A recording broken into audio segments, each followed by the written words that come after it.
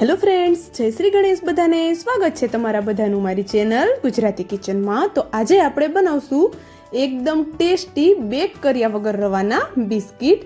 એટલા બધા ટેસ્ટી બને છે ને કે તમારા બાળકો આની સામે બજારના બિસ્કિટ ખાવાનું પણ નામ નહીં લે, અને બનાવવા પણ એકદમ ઇઝી છે. પહેલી જ વારમાં તમે પણ આ બિસ્કિટ પરફેક્ટ બનાવી લેશો અને તમે આને એકવાર બનાવી અને મહિનાઓ સુધી એન્જોય કરી શકો છો. તો એટલા બધા સોફ્ટ, મોઢામાં મૂકતા ઓગળી જાય એવા અને બહારથી એકદમ ક્રિસ્પી એવા પરફેક્ટ એવા બિસ્કિટ આ બને છે. તો ચાલો બનાવવાનું શરૂ કરીએ. એ પહેલા જો વિડીયો પૂરો જોયા પછી પસંદ આવે ને તો વિડીયોને એક લાઇક અને ચેનલને સબસ્ક્રાઇબ જરૂરથી કરી દેજો. તો અહીંયા આપણે એક વાસણ લઈ લીધું છે, તેમાં આપણે પાણી લેવાનું છે. તો અહીંયા આપણે આ બિસ્કિટ પાણીથી બનાવીએ છીએ, તો ઘરની કોઈ પણ વાટકી આપણે સેટ કરી લેવાની છે. તેની માપથી આપણે બધું માપ લેવાનું છે. તો 1 કપ પાણીની સામે મેં અડધીથી પોણી વાટકી જેટલી ખાંડ લીધી છે. પોણી વાટકી મેં અહીંયા ખાંડ લીધી છે. તો હવે પાણીમાં આપણે ખાંડ મિક્સ કરી અને ખાંડને આપણે થોડી ઓગાળી લઈએ. અને જો અહીંયા આપણે પાણીથી બિસ્કિટ બનાવીએ છીએ, તમે જો અહીંયા દૂધથી બનાવવાના હોય તો તમે અહીંયા દૂધ પણ લઈ શકો છો. પણ દૂધથી બનાવશું તો તે બિસ્કિટ આપણે વધારે દિવસ સ્ટોર નહીં કરી શકીએ. તો હવે જો આપણે ખાંડ અહીંયા અધકચરી ઓગળી ગઈ છે, અડધી ઓગળી છે, અડધી એમ જ છે, તો એમ જ આપણે રાખી દેવાની છે. સાવ નહીં ઓગળે તો પણ કોઈ જ વાંધો નથી. તો હવે આપણે આમાં રવો એડ કરીએ. તો જે ઝીણો રવો આવે છે ને તે આપણે લઈ લેવાનો છે. તો જે વાટકીથી આપણે પાણીને ખાંડ એડ કર્યું ને તે જ વાટકીથી 1 વાટકી મેં રવો એડ કર્યો છે, અને પોણી વાટકી જેટલો મેં ઘઉંનો નોર્મલ આપણે જે રોટલી માટેનો લોટ હોય છે ને તે લઈ લીધો છે. અને તેમાં 2 ચમચી જેટલો હું ચણાનો લોટ એડ કરું છું. ચણાનો લોટ એડ કરવાથી આનો કલર અને સ્વાદમાં એકદમ જબરદસ્ત વધારો થઈ જશે. એકદમ ટેસ્ટી એવા આપણા બિસ્કિટ સ્વાદમાં લાગશે. અને એમાં હું 2 ચમચી જેટલું તેલ એડ કરું છું. આપણે અહીંયા વધારે તેલ કે ઘી કાંઈ યુઝ કરવાની જરૂર નથી. અને એમાં હવે આપણે 2 ચમચી જેટલો મિલ્ક પાવડર યુઝ કરશું. તો જો મિલ્ક પાવડર ટોટલી ઓપ્શનલ છે, જો તમને પસંદ હોય ને તમારી ઘરે અવેલેબલ હોય તો તમે યુઝ કરી શકો છો, અથવા તો સ્કીપ પણ કરી શકો છો. પણ જો મિલ્ક પાવડર એડ કરશું તો એકદમ જે આપણે દૂધના બિસ્કિટ બનાવીએ અને કેવો એકદમ સરસ એવો ટેસ્ટ આવે એવો ટેસ્ટ આવશે, અને બિસ્કિટ આપણા ખરાબ પણ નહીં થાય. તો જો અવેલેબલ હોય તો એડ કરવાનો છે, બાકી સ્કીપ કરી દેવાનો છે. તો આ બધું સરસ એવું આપણે મિક્સ કરી લઈએ. તો અહીંયા આપણે પહેલા લોટ 1 વાટકી એડ કર્યો છે. 1 વાટકી રવો અને પોણો વાટકો જેટલો આપણે ઘઉંનો લોટ એડ કર્યો છે. આગળ જે પ્રમાણે જરૂર પડશે એ પ્રમાણે આપણે એડ કરશું. તો જો અહીંયા આપણે સરસ એવું બેટરને મિક્સ કરી દઈએ. અને અહીંયા 3 ચમચી જેટલું હું નાળિયેરનું ખમણ લઉં છું. જે ઝીણું નાળિયેરનું ખમણ આવે છે તે મેં લીધું છે. નાળિયેરનું ખમણ પણ ટોટલી ઓપ્શનલ છે. જો તમને પસંદ હોય તો એની ફ્લેવર તો તમારે લેવાનું છે, અથવા તો તમારે સ્કીપ કરી દેવાનું છે. પણ જો નાળિયેરનું ખમણ એડ કરશું તો આનો ટેસ્ટ ખૂબ જ સરસ આવશે. 2 in 1 આપણા બિસ્કિટ બની જશે. તો જો હોય તો એડ કરવાનું છે, અને પસંદ હોય તો બાકી સ્કીપ કરી દેવાનું છે. આપણે અહીંયા મિલ્ક પાવડર અને નાળિયેરનું ખમણ ટોટલી ઓપ્શનલ છે. અને જો હવે આપણે એને 5 મિનિટ જેટલું રેસ્ટ આપ્યું તો રવો એડ કર્યો હતો, રવો અને ચણાનો લોટ, એટલે જો આપણું બેટર આટલું ઘાટું થયું છે. પણ આમાંથી હજુ સરસ એવા શેપ નહીં આવે આપણા બિસ્કિટના. તો એના માટે આપણે શું કરીએ કે ફરીથી થોડો રવો એડ કરી દઈએ અને એને ફરી પાછું મિક્સ કરીએ. તો અહીંયા હું કેટલો રવો એડ કરું છું એ તમને હું હમણાં જણાવું. તો જો હવે આપણે આમાં જો રવો એડ કરીએ છીએ, તો રવો મેં કેટલો એડ કર્યો કે મોટી મેં 2 થી 3 ચમચી જેટલો રવો એડ કર્યો છે. અને આપણે આને સરસ એવું મિક્સ કરી દઈએ. તો આવી રીતે હાથની મદદથી આપણે એકદમ હળવા હાથે આને મિક્સ કરવાનું છે. તો રવો એડ કર્યો છે 2 થી 3 ચમચી જેટલો, એટલે ફરી પાછું આપણે એને 5 મિનિટ જેટલું રેસ્ટ આપવું પડશે, કારણ કે રવાને ફૂલવા માટેનો ટાઈમ જોશે. તો પહેલાં 5 મિનિટ આપણે રેસ્ટ આપ્યો અને પાછળથી 5 મિનિટ, એટલે ટોટલી 10 મિનિટ જેટલો આપણે આને રેસ્ટ આપવાનો છે. અને જો અહીંયા લોટ આપણે થોડો થોડો એડ કર્યો છે, જેમ જરૂર પડે એ પ્રમાણે. તો પહેલાં જ આપણે 1 વાટકી એડ કર્યો અને ફરીથી આપણે 2 થી 3 ચમચી જેટલો.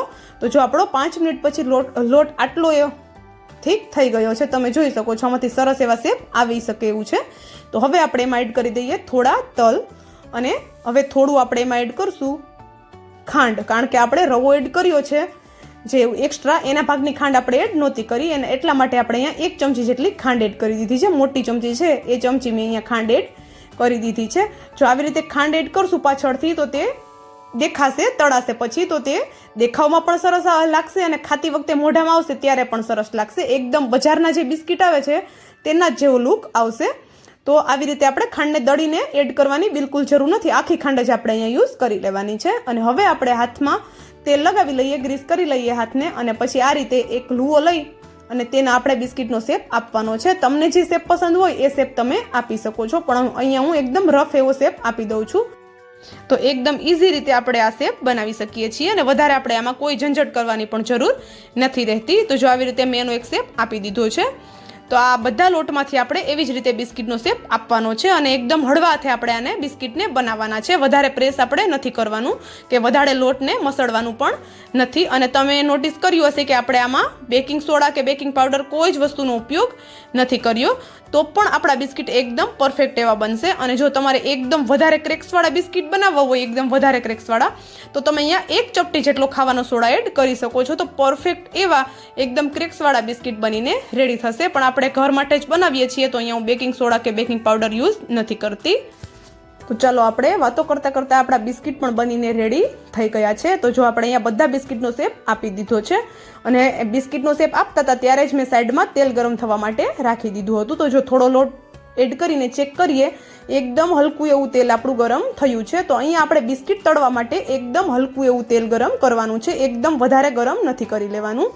તો લોટ એડ કરી અને નીચે જ લોટ રહી જાય, ઉપર ન આવી જાય એટલું તેલ આપણે અહીંયા ગરમ કરવાનું છે. અને હવે આપણે આ બધા બિસ્કિટ તેલમાં એડ કરી દેવાના છે. તો આ રીત કરવાથી તે બિસ્કિટને આપણે તળશું તો બેક કરવાની પણ આપણે બિસ્કિટને ઝંઝટ નહીં રહે અને બેક કરવામાં ટાઈમ પણ ઘણો જાય છે.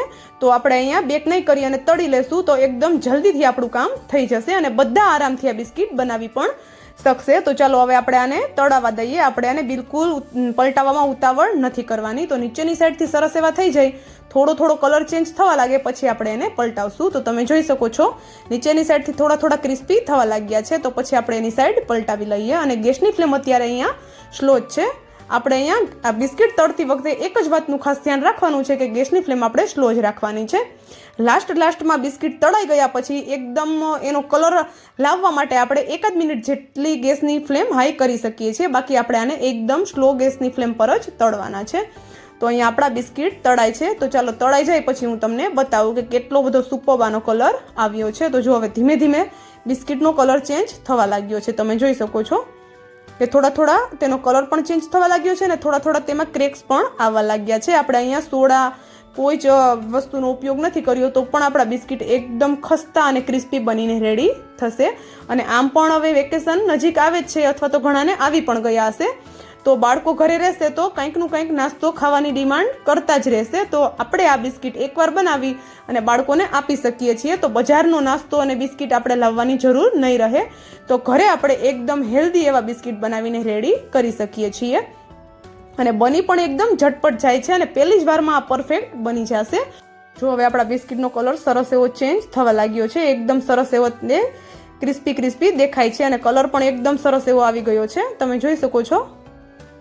તો હવે આપણે આને ગેસની ફ્લેમ હાઈ કરી દઈએ અને 1 મિનિટ જેવું આપણે આને તળાવવા દઈએ. પછી આપણે બિસ્કિટને બહાર કાઢી લેશું. તો જો અહીંયા હવે સરસ એવા આપણા બિસ્કિટ તળાઈ ગયા છે. તો હવે આપણે બિસ્કિટને બહાર કાઢી લઈએ. તો જો એકદમ ક્રિસ્પી એવા દેખાય છે, અત્યારે જ ગરમ છે તો પણ એકદમ ક્રિસ્પી એવા દેખાય છે. અને આગળ મેં તમને જેમ વિડીયોમાં બતાવ્યું એમ ઠંડા થઈ આ જ્યારે ગરમ હશે ત્યારે હલકા એવા અંદરથી તમને સોફ્ટ લાગશે. પણ આપણે બિલકુલ ચિંતા કરવાની જરૂર નથી. થોડા ઠંડા થશે એટલે એકદમ અંદરથી ક્રિસ્પી થઈ જશે.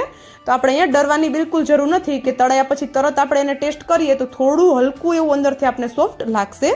પણ આપણે અહીંયા ચિંતા કરવાની જરૂર નથી. અને એ જ રીતે હવે બીજો બેચ પણ આપણે તળી લઈએ. તો જો બીજો બેચ પણ અમે આમાં એડ કરી દીધો છે તેલમાં અને એને પણ આપણે એકદમ ગેસની ફ્લેમ ધીમી રાખી અને તળાવવા દઈએ. તો અહીંયા મેં જે ટિપ્સ બતાવી છે અમુક એ ટિપ્સનું ધ્યાન રાખી અને તમે જો આ બિસ્કિટ બનાવશો તો પહેલી જ વારમાં પરફેક્ટ એવા બિસ્કિટ તમારા બની જશે. તો ચાલો આપણે અહીંયા બાળકોના ફેવરિટ એવા બિસ્કિટ બનીને રેડી થઈ ગયા છે. અને વિડીયો પસંદ આવ્યો હોય ને તો વિડીયોને લાઇક કરવાનું બિલકુલ નહીં ભૂલતા અને ચેનલને સબસ્ક્રાઈબ પણ જરૂરથી કરી દેજો અને બાજુમાં આપેલા બેલને પણ પ્રેસ કરી દેજો જેથી કરીને આવી જ નવી રેસીપીની નોટિફિકેશન તમારા સુધી પહેલાં આવે. તો જો આપણા બિસ્કિટ બનીને એકદમ રેડી થઈ ગયા છે, એકદમ ક્રિસ્પી કુરકુરા અને તમે કલર પણ જોઈ શકો છો એકદમ પરફેક્ટ એવા બજારના બિસ્કિટ જેવો જ કલર આવ્યો છે. તો બિસ્કિટ આપણા બનીને રેડી થઈ ગયા છે. તો તમે આને બનાવી અને આખું વેકેશન એન્જોય કરી શકો છો. અને જો ક્યાંય ટ્રાવેલિંગમાં જવું હોય તમારે વેકેશન કરવા માટે તો ત્યાં પણ તમે ટ્રાવેલિંગમાં પણ આને સાથે લઈ જઈ શકો છો આરામથી.